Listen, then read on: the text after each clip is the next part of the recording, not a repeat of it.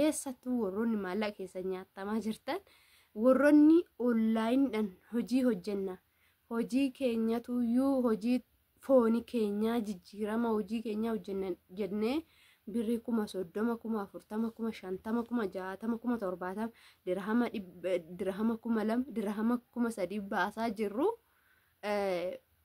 mee hangam amantii keenyaaf iddoo keenyanii waan amantiin keenya jedhu baranna hangam immoo hiyyeessa nyaachisaa jirra maallaqa urfatti balleessaa jirru kana maaliin hojjechaa jirra humna keenya maaliin godhachaa jirra jennee gaafa of gaafanne baay'ee gadi bu'aadha.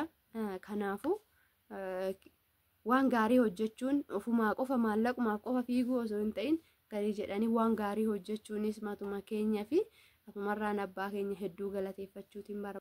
Ashamaa harka fuudhee jaalatamtoota kabajamtoota hordoftoota keenya jirra jirtu fayyaa keessanii ani jira galata rabbii baga nagaa fayyaa taatanii waaqayyoonni sa'aatii kanaan nu gahee kan galatoome kan ulfaate nuufaa ta'uu isiniin jechaa akkasumas warroonni amantaa kiristaanaa baga dhalachuu gooftaa keenya Yesuus Kiristoos fayyisaa addunyaa isin gahee isiniin jedha ayyaana qindee jechuudha. Egaa kuwwan keessan immoo akkuma beekamu hunduma keenya iyyuu kan asiin nu gahee rabbii tokkicha inni haa ulfaatu isiniin jecha dhugaa dubbachuuf baay'ee tokko gammadee jira baay'ee tokko na gammachiisee jira ofii kiyyaafis baay'ee tokko gammadeera. Tokkoffaa namni biyya namaa hojjetee biyya ofiitti galuun hedduu tokko gaariidha jedheetii yaadi. Gaarii jechuun baay'ee nama gammachiisa. Yeroo biyya ofiitti nagaan galanii maatii bira darbanii namoota onlaayiniidhaan waan gaarii wajjin hojjechaa turan waliin amma fakkeenyaaf abbaa koo bira abbaa koo waa'ee amantaa kootii na barsiise waa'ee amantaa kootii ani amantaan kiyya maal akka ta'e kan na barsiise waa hedduu kan isarraa baranne jechuudha. Abbaan keenya isaan biran deemee galee jechuudha hedduu natti tolee jechuudha. Guyyaa kaleessaa galgalan galee viidiyoo isinii waraabuu hin dandeenye achittis viidiyoo isinii waraabuu hin dandeenye hedduu baay'ee namatti toluudha gaariidha. Akkasumas immoo nama onlaayiniidhaan waan gaarii wajjiniin hojjechaa turan tokkoon gaafa wal arganii gaafa waan guddaadha jechuudha. Dhugaa dubbachuuf kun carraa guddaadha yaada. Galanni waaqayyoof haa ta'u.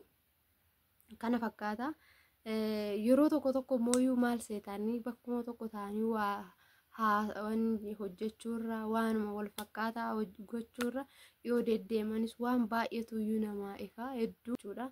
Sammuun namaa boqonnaa argata. Egaa akkuma suura irratti argitan jechuudha kennaa kana abbaa kiyyaa tunaaf kenne jechuudha. Abbaa koo abbaa na barsiise abbaa amantaa koo na barsiise abbaa caaluudha jechuudha. Dhugaa dubbachuuf yoo ta'e baay'een itti gammadee waaqayyoon isaan eebbisu ani danda'ee isaan eebbisu kan hunda caalu waaqayyoon isaan eebbisu naaf eebbifama abbaa kiyya isiniin jedha. Asumaan isin galateeffachuun barbaada hordoftoota kiyya wajjiniini isiniin jedha. Hordoftoonni kiyyas immoo warroonni amantaa kiristaanaa taatanii maabara hin qabne maabara onlaayiniidhaan biyyoota biroo keessa teessanii maabara hin qabne akkasumas immoo warroonni onlaayiniidhaan maabara hin qabne warroonni waa'ee amantii keessanii seeraan keessa gadi buutanii hin beekne barachuu warreen barbaadan amantaan keenya maal akka ta'e maaltu nurraa barbaachisa amantaa keenya wajjin jiraachuuf akkamitti yoo jiraanne kan jedhu waa hedduu barachuutii dandeessu. Kanaafuu warreen akkasii suni warreen barbaadan warreen keessattuu haaraa dhuftanii waa'ee amantaa keessanii takkaayyuu barattanii hin beekne amantaa ortodoksii tawaahidoo taatanii warroon amantaa keenya gadi buunee hin beekne hedduu jira. Ani baradhee sirriitti fixee osoo hin ta'in ganaa reefu na barsiisaa jiru jechuudha. Abbaan koo waaqayyo isaan naaf kenne galanni isaaf haa ta'u jechaati jechuudha. Dhugaa dubbachuufi warroonni akkasii suni bilbila kiyya isinii maxxanseen jira jechuudha. Iimoodhaanis waan barbaadan yoo na dubbistan lakkoofsa kiyya isinii maxxansee waan jiruuf achirraa na dubbistanii waa'ee amantaa keessanii barachuu dandeessu. Gaafa biyya galtanis akkamitti amantaan keenya maal akka ta'e dhugaa baay'ee tokkotti gammadee jechuudha. Ani ka deemuu kootti nan deemas jedhee too isinitti himne tasan deeme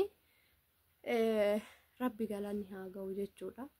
Nagaadhaan galee waan baay'ee nama gammachiisuun arge. Yeroo tokko fooniif qofa fiiguun bu'aa hin qabu. Foon keenya asumarratti gannee deemna. Qabeenya keenya har'a qabnu kanas asumarratti gannee deemna.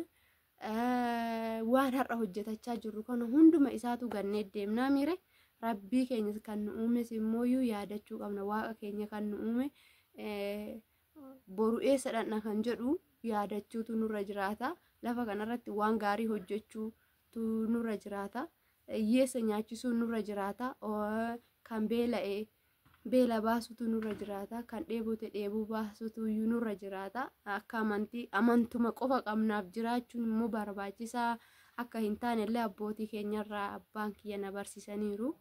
Haa ulfaatanii dhugaa dubbachuu fi namni lafarratti waan gaarii hojjete gubbaarrattis waanuma gaarii argata hin jedha isin jechuudha. Warroota amantii kaawwaniin ilaallatu kuni warroonni amantii kaawwanii na of kolchaa isiniin jecha warroonni amantii kiristaanaa ortodoksii tawaahidoo taatan keessan na dubbistanii waa hedduu waa'ee amantii keessanii namoonni hedduun amantii isaanii osoo hin beekin dubbisuma beekaniif jecha gara hin taanetti macaafa qulqulluu fudhatanii dubbisanii waan hin taane keessa galanii hedduu isaaniitu jira. Yookaan immoo amantaa biraa jijjiirratan hedduu isaaniitu jira jechuudha. Irra caala immoo amantii jijjiiruu irra immoo kanuma keessa jira sangattaanii barachuudha. Yoo isa baratanidha. Isumaan cimanii yoo dhaabbatanidha. Amantuma duraati yoo dhaabbatanidha. Kan waan egaa namni amantii ofii qabatee jiraate jechuun waa guddaadha.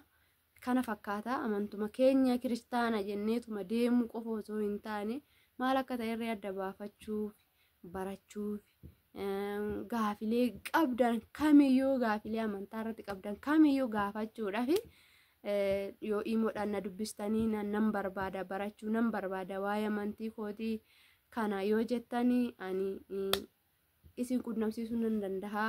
Waa'ee amantii keessanii nagaan barachuu ni dandeessu. Waldaa yoo qabaachuu baattan waldaa biroo warroonni hin qabne na dubbisuu ni dandeessu. Ani onlaayiniidhaan sagamuyyuu hin turre kan hin baradhe waa hanga xiqqoodha ji'a torbaayyuu hin guunne nan galee iddoo waldaan keenya jiru iddoo itti hiyyeessa nyaachisan iddoo itti hiyyeessa obaasan kan hin dhaqe hedduun gammadee jechuudha. Hedduu tokko kan san caalaa gaafa qaaman bira gahan waan onlaayinii irratti hojjechaa turan tokko gaafa qaaman bira gahan baay'ee nama gammachiisa. Yeroo ammaa kana keessatti warroonni maallaqa keessa nyaatamaati jirtan jechuudha. Keessattuu warroonni maallaqa keessa nyaatamaa jirtan warroonni onlaayiniidhaan hojii hojjenna. Hojii keenyatuyyuu hojii foonii keenyaa jijjiirama hojii keenyaa hojjenna jennee birrii 30,000, 40,000, 50,000, 60,000, 70,000 dirhama 2,000 dirhama 3,000 baasaa jirru. Mee hangam amantii keenyaaf iddoo kennine waan amantiin keenya jedhu baranna. Hangam immoo hiyyeessa nyaachisaa jirra. Maallaqa urufatti balleessaa jirru kana maaliin hojjechaa jirra? Humna keenya maaliin godhachaa jirra jennee gaafa of gaafanne baay'ee gadi bu'aadha.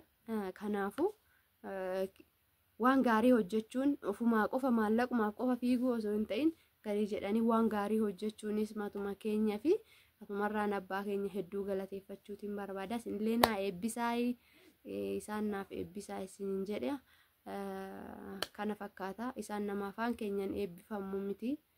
Rabbi waaqayyo guddaan isaa naa eebbisu. Kanuman jechuu barbaada. Ani chaanaalii kiyya irrattis waa'ee amantii fidee hin beeku. Garuu immoo maal seetan yeroo tokko waan lubbuu keenyaaf ta'ullee hojjechuun nurra jiraata kan jedhuufaanii bakka lubbuun keenya itti gammaddus akkuma foon keenya gammachiisnu lubbuu keenyas gammachiisuudha qabna. Bakka lubbuun keenya gammaduu barbaaddus dhaqnee lubbuu keenyas gammachiisuu qabaanna. Bakka lubbuun keenya dhaabbachuu barbaaddu dhaabbachuu qabna jechuudha. Akkuma fooniif fiinnu san kana fakkaataa. Kanaafan waa'ee kanaan dhufee viidiyoo biraatiin immoo viidiyoo shaashambaa nama godhu walitti deebina. Hordoftoota keenya dhufaana turaa isiniin jedha. Qophiilee ayyaana wal qabatan chaalenjoota garaagaraa isiniif finnee dhufna. Nurraan fagaatinaa isiniin jenna. Nagaan tura.